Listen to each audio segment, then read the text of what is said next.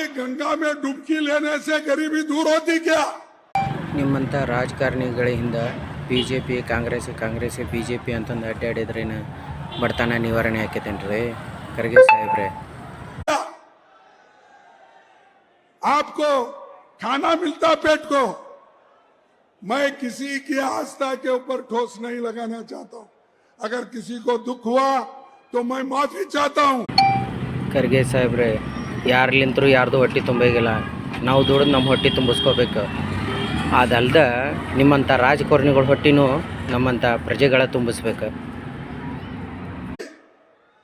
अरे जब बच्चा भूखा मर रहा है, बच्चा स्कूल में नहीं जा रहा है, मजदूरों को मजदूरी नहीं मिल रही है, जब ये है ಸಾಹೇಬ್ರ, ಸ್ಕೂಲಿಗೆ ಹುಡುಗರು ಎದಕ್ಕೆ ಹೊಂಟಿಲ್ಲಪ್ಪ ಅಂದ್ರೆ ಎಲ್ಲ ಸ್ಕೂಲಿಂದ ಫೀಸ್ ಏರ್ಸ್ಯಾರ.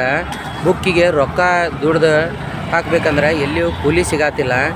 ಕೂಲಿ ಸಿಕ್ಕಾವಂದ್ರೆ ಎಲ್ಲ ಫ್ಯಾಕ್ಟ್ರಿ ಒಳಗೆ ನೀವು ಟ್ಯಾಕ್ಸ್ ಅದು ಇದು ಅಂತ ಎಲ್ಲ ಏರ್ಸಿರಿ. ಅಲ್ಲಿ ಕರೆಂಟ್ ಬಿಲ್ ಏರ್ಸಿರಿ. ಎಲ್ಲ ಕಾರಣದಿಂದ ಅವರು ಅಲ್ಲಿ ಕೂಲಿ ಕಡಿಮೆ ಕೊಡಾಕತ್ತಾರ. ಹಾಗಾಗಿ ಕೂಲಿ ಮಾಡಿದ್ರೆ ಮನೆ ನಡೆಯೋಂಗಿಲ್ಲ. ಶಾಲೆ ಮಕ್ಳಿಗೆ ಕಳಿಸ್ಬೇಕಂದ್ರೆ ರೊಕ್ಕ ಸಾಲಂಗಿಲ್ಲ. ಮತ್ತು ಎಲ್ಲಿದ್ದು ಕಳಿಸ್ಬೇಕ್ರಿ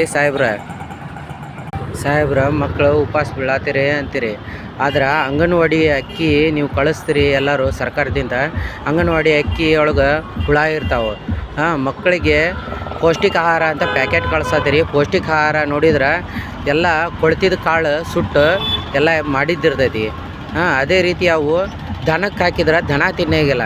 ಮಕ್ಕಳಿಗೆ ಎಲ್ಲಿ ತಿನ್ನಿಸ್ಬೇಕ್ರಿ ಪೌಷ್ಟಿಕ ಆಹಾರ? ಅದನ್ನು ಸರಿಪಡಿಸ್ರಿ ಮೊದಲು. ये है तो ये लोग जाकर हजारों रुपए खर्च करके कंपटीशन पे डुबकियां मार रही। कंपटीशन में एक डुबकी मारता दूसरा. ಹೌದ್ರಿ ಖರ್ಗೆ ಸಾಹೇಬ್ರ, ನಾವು ಗರೀಬ್ ನವಾಜ್ಗೂ ಹೋಗ್ತೀವಿ, ಅದರ ಜೊತೆ ಕಾಶಿಗೂ ಹೋಗ್ತೀವಿ. ಅದು ದೇವ್ರಿಗೆ ಜಾತಿ ಇಲ್ಲ, ಯಾಕಂದ್ರೆ ಅದು ದೇವ್ರ ಆಗಿರ್ತಾವೆ. ಅದೇ ರೀತಿ ನೀವು ದೇವ್ರು ಅದು ಇದು ಅಂತ ನಮ್ಗೆ ಭೇದ ಭಾವ ಹಚ್ಚಕ್ಕೆ ಹೋಗ್ಬೇಡ್ರಿ.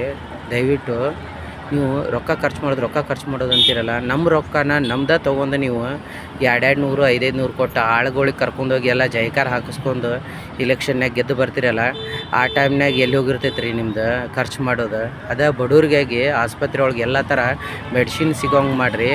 ಅದೇ ರೀತಿ ಮೊದಲು ನೀವು ಬಸ್ ಫ್ರೀ ಮಾಡಿ ಎಲ್ಲ ತೊಂದರೆ ಮಾಡಿರಲ್ಲ ಆಟೋ ಡ್ರೈವರ್ಗಳಿಗೆ, ಅದನ್ನು ಸರಿಪಡಿಸ್ರಿ. ಎಷ್ಟು ಜನರಿಗೆ ತೊಂದರೆ ಆಗತ್ತೈತಿ ಅನ್ನೋದು ಮೊದಲು ಅರ್ಥ ಮಾಡ್ಕೊರಿ. ಕೂಲಿ ಕಾರ್ಮಿಕರಿಗೆ ಮೊದಲು ಕೂಲಿ ಸಿಗ್ಬೇಕಂದ್ರೆ ನೀವು ಸರಿಪಡಿಸ್ಕೊಡ್ರಿ ಮೊದಲು ನಿಮ್ಮ ತಪ್ಪನ್ನ, ಆಮ್ಯಾಗ ಎಲ್ಲರಿಗೂ ಹೇಳ್ರಿ.